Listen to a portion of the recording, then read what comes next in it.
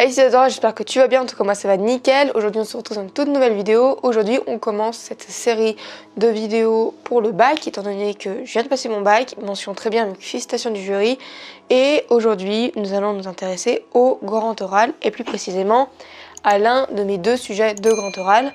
Mais avant de passer au sujet vif du sujet de la vidéo, j'ai une petite annonce à faire. Si vous n'avez pas vu ma dernière vidéo sur les fournitures scolaires, allez la voir. J'en parle déjà dans cette vidéo, mais je vais le redire ici. Je propose des cours de soutien en ligne. Donc ce serait bien si vous connaissez des personnes ou si vous-même vous êtes intéressé.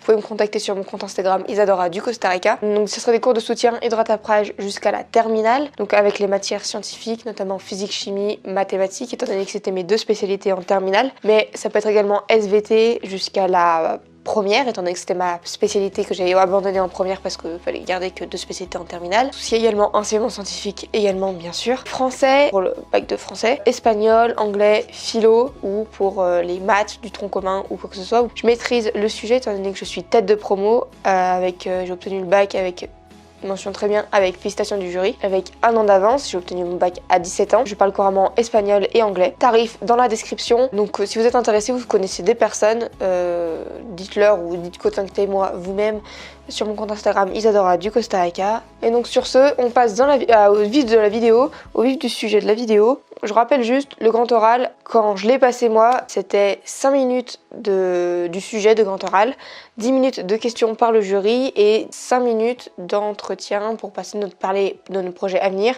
Aujourd'hui, je vais surtout vous faire mes 5 minutes de sujet, mais je vais également parler un peu des questions qu'on peut poser par rapport à ce sujet, étant donné qu'en fait celui-là, ça va être le sujet qu'ils m'ont posé. Comme c'était le sujet que j'ai présenté pour mon grand oral, pour mon bac, lors de l'épreuve. D'ailleurs, pour le bac blanc et pour le bac, je l'ai présenté le même, et c'est celui-là. Donc je sais plus ou moins quelles questions, je sais exactement quelles questions ils peuvent poser. Et donc je vais vous les faire, je vais vous détailler les réponses. Et je vais également vous détailler les questions que j'avais prévues, mais qui ont fini par pas me poser. Donc c'est parti. Donc 5 minutes. Top chrono. Bonjour, je m'appelle Isadora. Aujourd'hui, je vais vous présenter mon sujet de grand oral, qui est donc un sujet qui compose mes deux spécialités mathématiques et physique-chimie. Mais mon sujet est: le lancer pile ou face est-il vraiment un événement aléatoire et impartial? J'ai choisi ce sujet étant donné que j'aime beaucoup essayer de prévoir le futur, l'avenir à travers des méthodes mathématiques et physiques, et c'est ce que nous allons essayer aujourd'hui.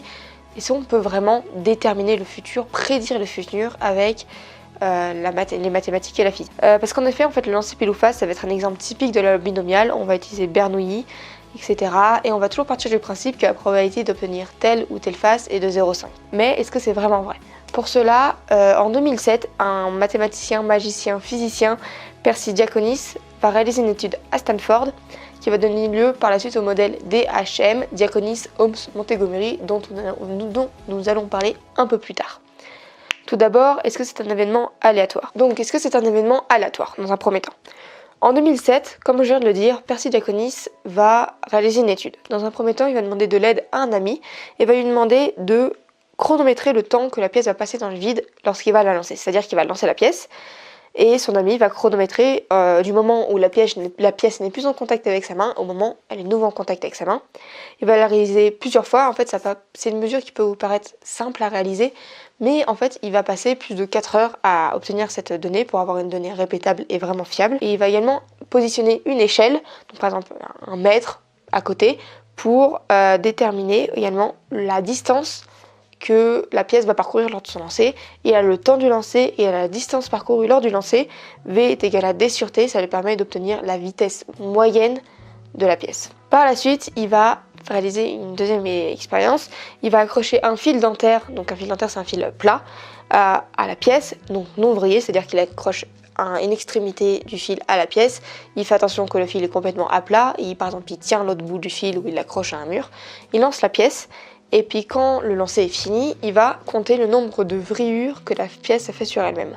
Étant donné que la pièce va tourner en la lançant, c'est ce qui donne l'effet de hasard, et en fait il va compter le nombre de vrillures que le fil a fait sur lui-même. Ça correspond au nombre de tours que la pièce a fait sur elle-même, étant donné que le fil va tourner en même temps que la pièce. Ça nous donne le nombre de tours du lancer, et donc ça nous donne le nombre de rotations de la pièce. Malheureusement, ça joue sur le hasard, étant donné que lancer une pièce dans les airs sans rien et lancer une pièce dans les airs avec un fil accroché dessus, ça n'a pas le même effet sur le hasard. Donc ça lui permet de mettre en évidence ce graphique ici, qui sait donc en abscisse la vitesse en mètres secondes, en ordonnée la fréquence de rotation en par seconde. C'est ce qu'on appelle la dynamique du biais du lancer de pièces, le modèle DHM, Diaconis Holmes Montgomery. Et en fait, pour un peu comprendre ce graphique, l'air sous chaque courbe correspond à 0, 1, 2, 3, 4, 5 rotations. Et donc ce qui nous donne notre impression à nous, qu'en fait c'est un événement complètement aléatoire, c'est parce que l'air sous chaque courbe va de plus en plus diminuer. C'est-à-dire qu'en fait les courbes vont se rapprocher. Et donc la moindre petite variation va faire passer par exemple à 21 ou 22 rotations. Donc ça nous donne l'impression à nous de pouvoir, que ça soit complètement aléatoire. Mais il met en évidence que si on connaît les conditions initiales du lancer, c'est assez facile de déterminer sur quelle face la pièce va tomber. Donc en conclusion, est-ce que c'est aléatoire? Non, c'est même plutôt prévisible. Mais est-ce que c'est impartial dans ce cas-là? Pour cela, Percy Diaconis va s'associer avec deux autres mathématiciens, Holmes et Montgomery, ce qui va donner par la suite lieu au modèle DHM, Diaconis Holmes Montgomery, et vont réaliser à travers divers calculs qu'en fait il y a un biais de 1%. Donc ça veut dire qu'il y a 51% de chance contre 49 que ça retombe sur une face, laquelle face. Quand on lance la pièce, si par exemple je prends la pièce, je la lance, et sur le dessus avant de la lancer c'est pile. Quand je lance la pièce, il y a 51% de chance que ça retombe sur le pile. Donc il y a un biais de 1%, donc non, ce n'est pas impartial. Ils vont mettre en évidence, donc il y a 12 paramètres à prendre en compte pour mettre en évidence ce biais de 1%, notamment l'inclinaison de l'axe de rotation, l'usure de la pièce, l'oscillation, le fait qu'en fait la pièce elle n'est pas équilibrée étant donné que c'est pas le même motif sur les deux faces, divers paramètres comme ça à prendre en compte, mais en gros il y a un biais de 1%.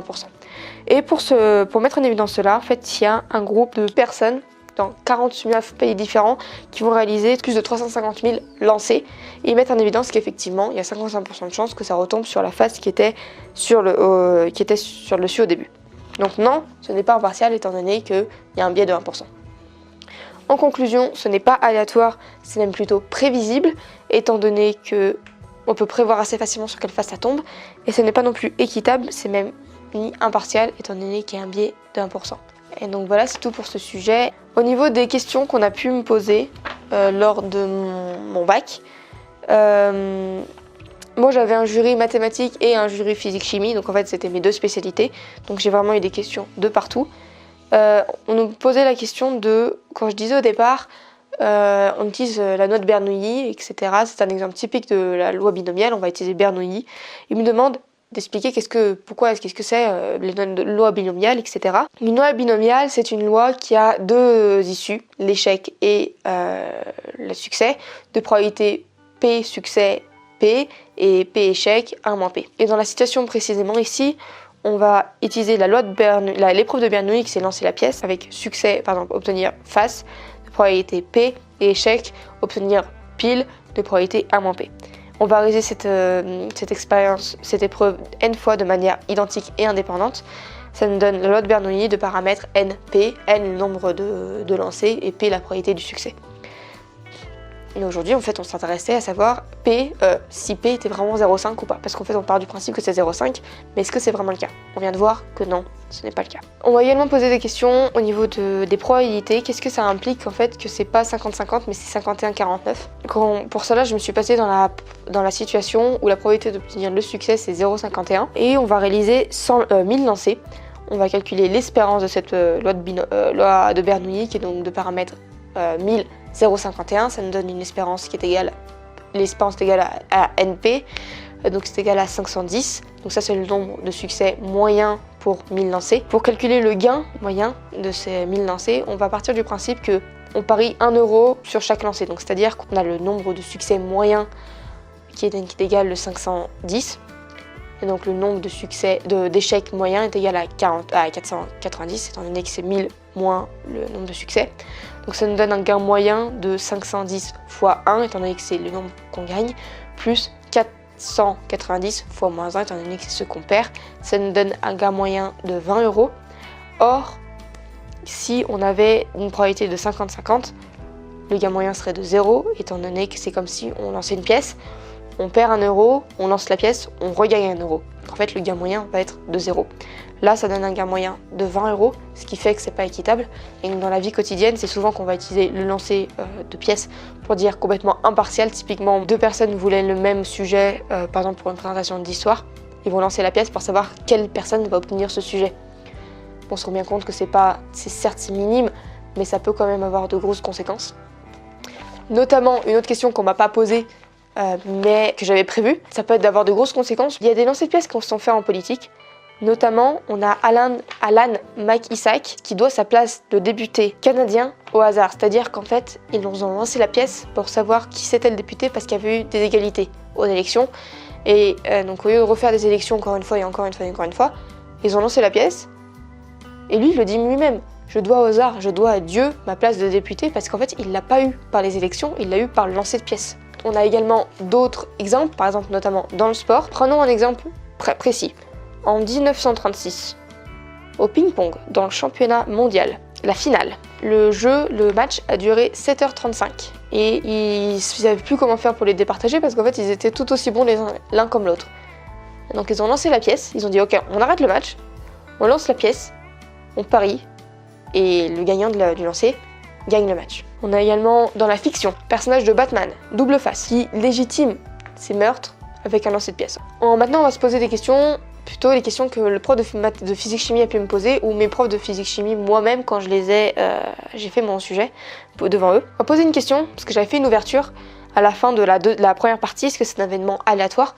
J'avais dit que c'était assez prévisible, on pouvait prévoir si on connaissait les conditions initiales du lancer. Et en fait, le professeur de physique-chimie m'a posé la question, comment est-ce qu'on peut faire? Comment est-ce qu'on peut calculer sur quelle face la pièce va retomber si on connaît les conditions initiales? Pour cela, on va utiliser la seconde loi de Newton, et donc on fait de la méca.